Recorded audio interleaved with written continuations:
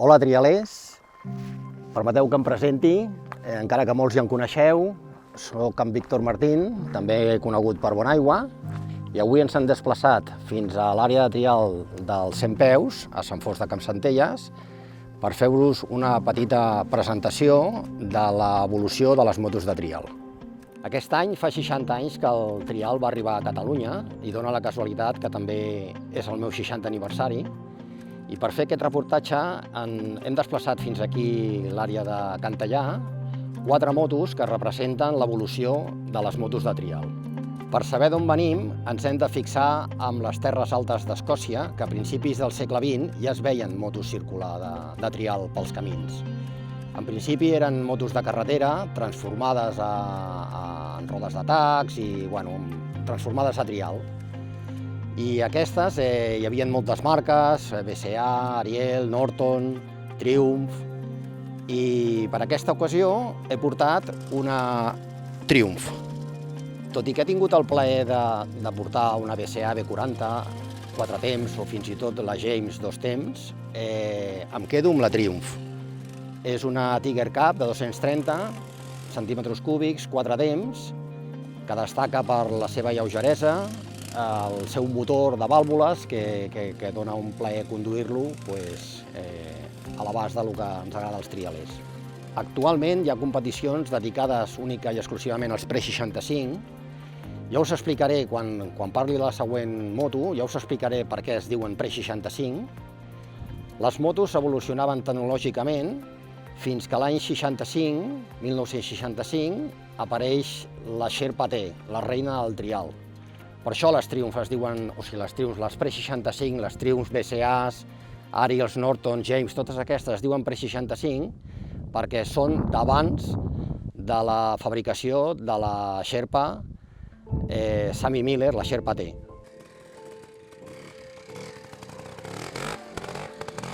Juntament amb Montesa Llosa, Bultaco, es van fer les guanyadores dels trials arrel del món, i tot i que n'hi ha molts models, tant de Bultaco com de Montesa Llosa, i que jo al cor porto la Bultaco, per fer aquesta evolució de les motos he portat la meva preferida, que és la Sherpa T model Kit Campeón, model 80, de 250 centímetres cúbics i 2 temps.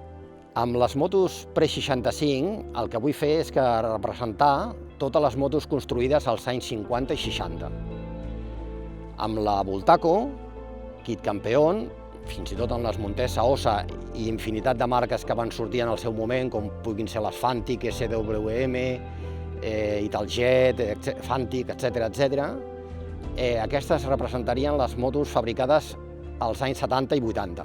D'aquesta Bultaco Sherpa T m'agradaria destacar la seva facilitat de conducció, les seves mides més reduïdes conforme a altres models de Bultaco, i també que actualment el que coneixem com trials clàssics queda abarcat per aquesta mena de motos, que són totes les que porten doble amortiguador sense frens de disc.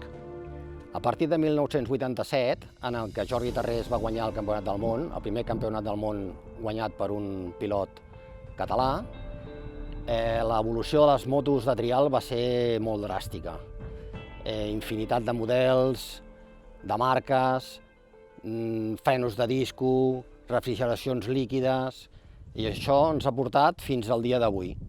Tot i que ara tenim moltes restriccions per accedir a la muntanya, potser més que mai, també és veritat que tenim una pila de marques que s'han dedicat a fabricar motos específiques de trial i tenim una gran quantitat de motos on triar. Per representar les motos que abarquen a partir de l'any 87, hem escollit per aquesta ocasió la TRS, una moto feta pel també campió del món Jordi Tarrés, que ve a representar el que signifiquen l'evolució del trial actual. Si comencem a mirar enrere i comparem aquesta TRS que estem parlant ara, o amb la Bultaco o amb la Pre-65, ens donarem compte d'una evolució esgarrifosa d'on hem passat, d'unes motos que eren artesanals, motos de carretera artesanals, a unes motos actuals de trial que desprenen una tecnologia brutal. motos d'injecció, motors 4 temps, frenos de disc, embragues que disparen d'immediat i molts etcèteres que a mi se m'escapen a les mans el poder explicar tant tecnologia. I ja per acabar us voldria parlar de l'última evolució en moto de trial, que és la moto elèctrica. En aquest cas hem portat una Electric Motion perquè sí que és veritat que de moto d'adult, així com de motos infantils, n'hi ha diverses marques que fabriquen. De moto d'adult només tenim aquesta d'origen francès. No té res a veure amb les motos de combustió, però tal com estan les coses d'accés a la muntanya, és una bona oportunitat que jo crec que a la llarga acabarà triomfant. Destacaria d'aquesta moto moltes coses. No fa soroll, no hi ha vibracions, no hi ha fums, no hi ha canvis d'olis, no hi ha filtres, no hi ha neteges de filtres. Només és carregar-la, engreixar cadena i poca cosa més. Com podeu veure, amb aquests 60 anys que tenim trial aquí a Catalunya, les motos han evolucionat constantment. Des de les primeres Pre-65 que us he comentat fins a les elèctriques, hi ha un ventall de possibilitats i de motos que tenim on triar i per gaudir d'elles. Si la pregunta és amb quina em quedaria, això és molt personal. I també us tinc que dir que jo em quedo amb les 4, perquè totes representen el que més m'agrada, que és fer trial.